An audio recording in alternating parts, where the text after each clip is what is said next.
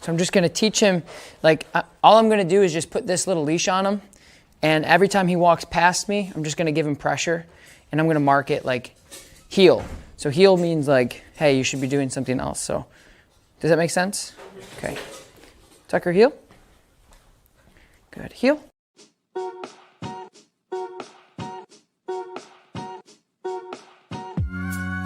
What he's gonna do, heel, eventually, heel, is that. Good. Exactly. So that's a top behavior. Sit. Good job. Exactly. So I go out, I say heel, he goes, what's that? Bang, he bangs off the end. I go out the other way, I say heel, bang, he bangs off the end. He's like, well, what the heck? And I say heel, and he's like, I'm going with you this time. And then it shuts off, and I say, yay! So two things happen, is he didn't get any correction or any pressure from the leash, and he didn't get any pressure or negativity or correction from my voice inflection either. Does that make sense? So then I go, so I'm turning everything, it's very binary. It's either like, wah, or yay. Does that make sense? Okay, so I'm gonna do that again. I'm gonna start marking this behavior a little bit more now. So I'm gonna be using a lot more healing, good heel, heel, good heel, to tell him what this sequence is, this exercise is. Okay, heel. Good. Good. So I turn, heel. Good. Heel. Yes, good heel. Heel. Good job, big man. Heel. Good job. Heel. Good. Good. Heel. Yes, good heel. Good job. Heel. Good. Good. Good. So I'm just setting the tone. Just like teaching him what heel is.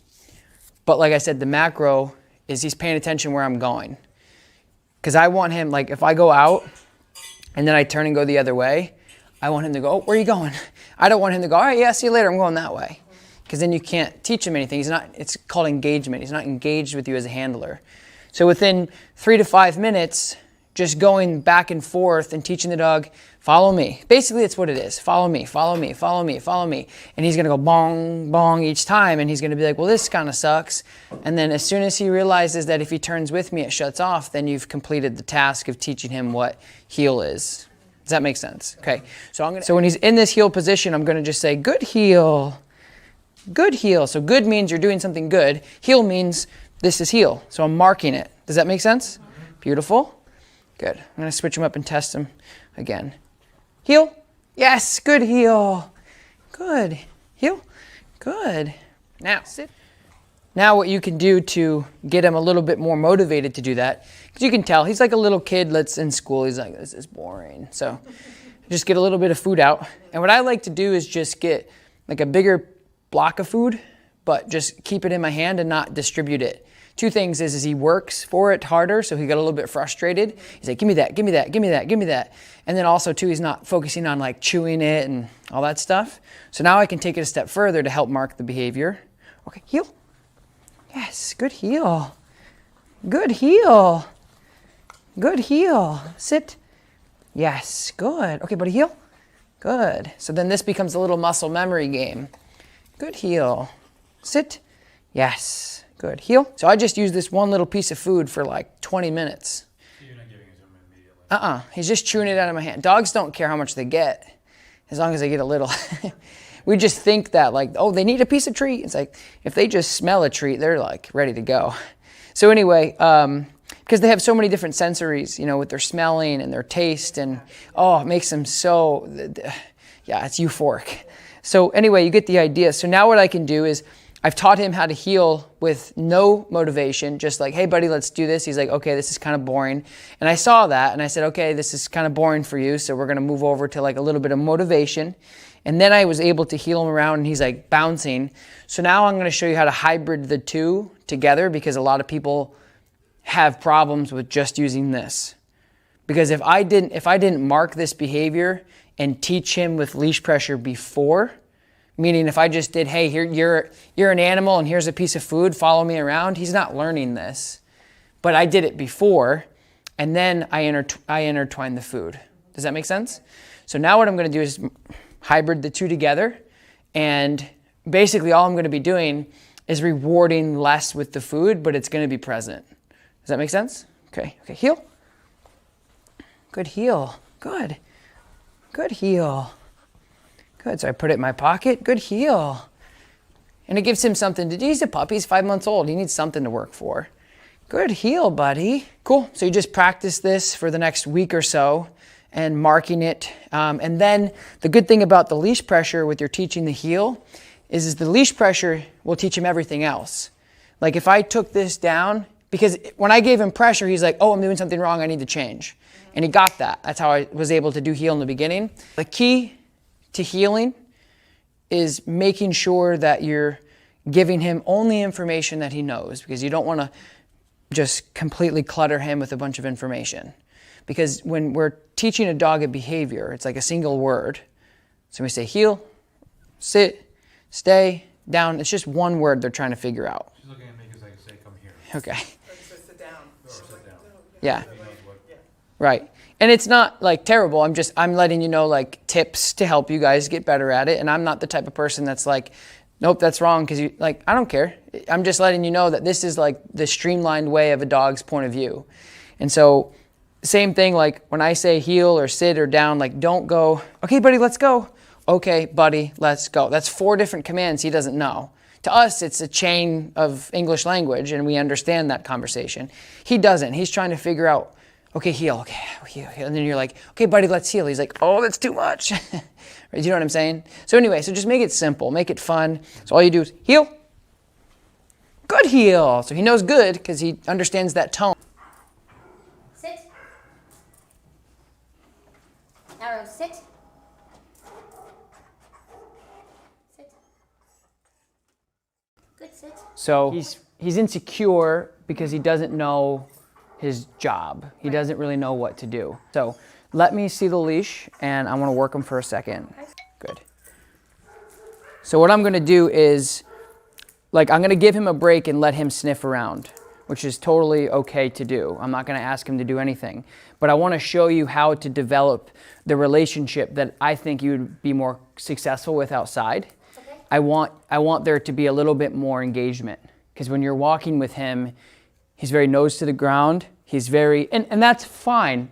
And that's the thing too, is like when I say that, like a dog, him, anybody's dog is doing these types of things, that's fine. But I also want you to be able to like switch gears and say like, pay attention to me. Because if he gets into an environment where he's like, oh crap, I'm really nervous, that's where he'll make a mistake. Yep. And you need to be able to say like, okay, this is what we're gonna do.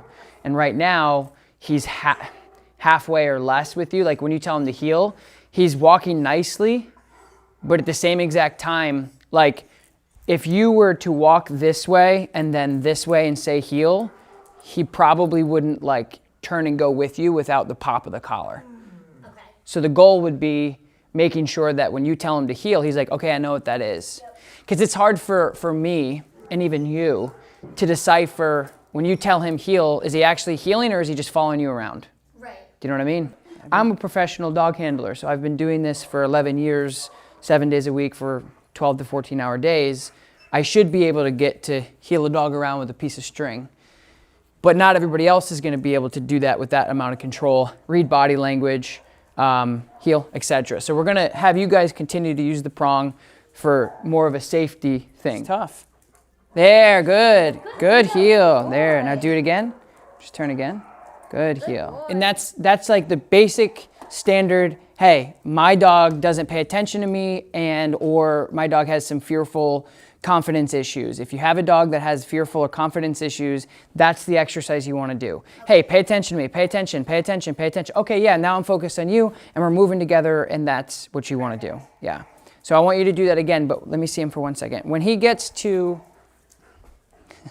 the point where there was a couple times where you went out and he like, I don't know if he's going to do it for me, but he bounced like 2 extra steps. Yeah, so when he was like there, that's where you pop him. You don't want to be here and then pull, Yep. because it doesn't correct him. Okay. The prong collar it doesn't correct unless you pop it. Yep. And it's all of those pressure points coming up at once to say, hey, pay attention. So if he pulls on, like he could literally pull on it like this, he's pulling on it right now, doesn't do anything, doesn't affect him, doesn't consequence him, doesn't have any correction with him.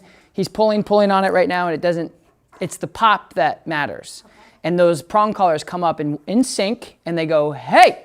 And he goes, oh, wait. And you go, heel. And he goes, what the hell's heel? And then over 5 minutes, he's like, oh, this is heel. So make sure that like if he's there, you give him more of that like pop. Okay. Because he'll just keep pulling like he is now. Pulling it, So what I do is I have a 4-foot leash. Always like a leather 4-foot leash. I put it here like this, okay? And then I'll just say the dog's name, and then I'll say heel. Arrow, heel. I'll move forward, and I'll turn. Heel. And then that quick pop. Now watch. Heel. Good. Now I'll do the same thing in the same location. Heel. Good. You see? Heel. Good. And now it's over. So I've taught him that when I turn, he's got to like really follow me. Heel. And that quick correction that you just saw, like, again, the prong collar is just intended to get the dog's attention faster. It's like if we had a horse and we didn't have head halties and things like that to get the horse, be able to put pressure on the horse where they want to escape it, it would be a nightmare. I mean, imagine putting something on a dog and not being able to say, like, I don't want you to move forward, or being on the back of a horse riding up a mountain, falling off, breaking your face open, or killing yourself. Like, if you can't put pressure on an animal to help dictate their behavior, it's going to be extremely hard for you to teach them new things once they've already gone past the learning stages, right? And so that's what, like, when we use tools, so many people don't understand that. They think that we're taking 10-week-old puppies and whatever, putting tools on them and teaching things. No. We're using tools to help break down behaviors that are pre-existing that are causing your life turmoil, or causing him potentially, to be put in a shelter or something because he's not listening. So the tools are there to decompress and reinforce what we're trying to teach him now. They're not there to help us teach behaviors. They're there to help us reinforce what we're trying to say. So that's why, like, if we had a harness and I did this, he's like, dude, what are you doing? With the prong, those prongs come up, they go, hey, he goes, whoop, and he comes with me. So that's the effective way to administrate that little thing. So that's what I want you to focus on. Take your leash, fold it halfway, and do that exercise to get him engaged with you. Break, good man.